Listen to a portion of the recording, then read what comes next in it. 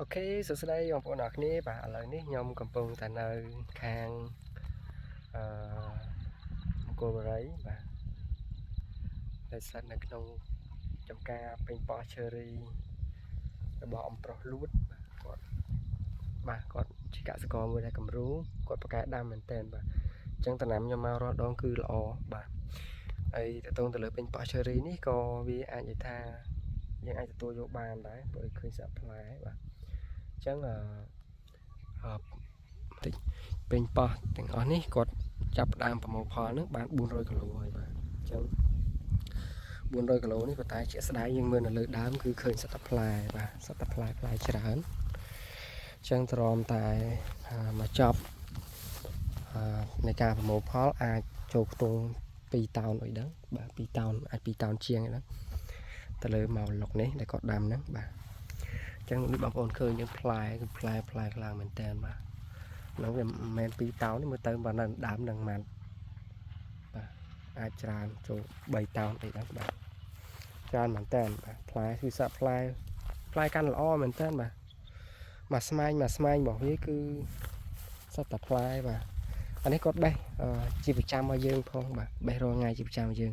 អញ្ចឹងគាត់ផ្លេសយកទៅផ្លែណាទុំទេបាទអញ្ចឹងយើងឃើញថាល្អមែនតើទៅលើពេញប៉ោះជេរីនេះបាទតែបងប្អូនថាបើថាល្អខ្លាំងក៏វាមិនទាន់ជាល្អខ្លាំងបានដែរបាទតែយើងអាចមកប្រមូលផលបានគួរសមអញ្ចឹងណាក្នុងគណៈដែលកសិករផ្សេងក៏ដាំអត់បានប៉ុន្តែគាត់ដាំបានអានឹងជាចំណុចមួយដែលយើងគួរសរសើរគាត់ដែរបាទអញ្ចឹងសម្រាប់ពេញប៉ោះ cherry នេះយើងមានលក់នៅ Lala Garden ប៉ុន្តែក្នុងលក្ខខណ្ឌពេញប៉ោះនៅលើទីវាប៉ុន្តែជាប្រភេទសុវត្ថិភាពបាទអញ្ចឹងវាមិនមែនចូលជាប្រភេទពេញប៉ោះផ្អែមរបស់យើងទេបាទពេញប៉ោះផ្អែមដែលលក់នៅ Lala Garden គឺវាដាំនៅក្នុងផ្ទះសំណាញ់បាទអូខេអញ្ចឹងក៏ចង់បង្ហាញបងប្អូនអញ្ចឹងបាទហើយតកតងទៅលើពូគឺនិយាយត្រង់ទៅសម្បីតែការរៀបចំរោងរបស់គាត់ក៏ស្អាតដែរបាទស្អាតមែនតើអញ្ចឹងយើងអាចមើលបានផ្លែច្រើនណាស់បាទចឹងមួយស្មែងនេះផ្លែកាន់សឹងទាំងអស់ហើយមានបញ្ហារយតិចតួច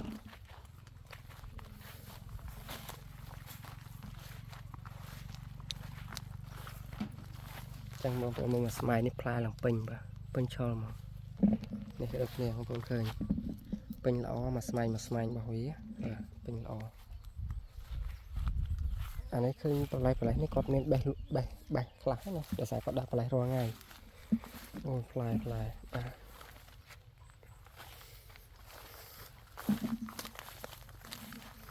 អូមើលផ្លែមួយស្មែង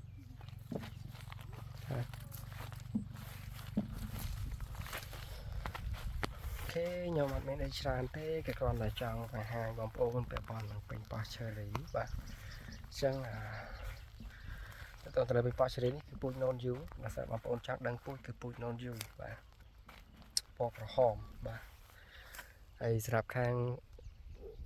Lala Garden របស់យើងក៏យើងមានលក់ប្រពូជដែរបាទអញ្ចឹងបើសិនជាបងប្អូនត្រូវការ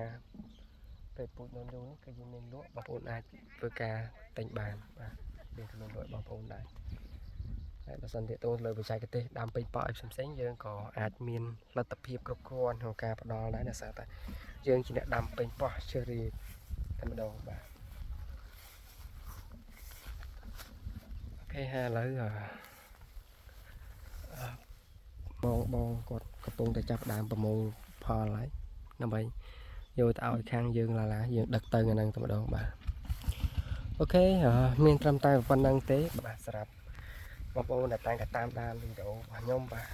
ចឹងវីដេអូរបស់ខ្ញុំវាមិនទាន់បានជាដល់បច្ចេកទេសអីពេញលេញជួយទៅកាន់បងប្អូនទេគ្រាន់តែជាដំណើរកម្សាន្តមួយទៅតាមចការរបស់កសិករអញ្ចឹងហើយក៏ចង់បង្ហាញបងប្អូនខ្លះៗពាក់ព័ន្ធនឹងការដាំដុះរបស់កសិករបាទអូខេអរគុណច្រើនបាយបាយជម្រាបលាបាទ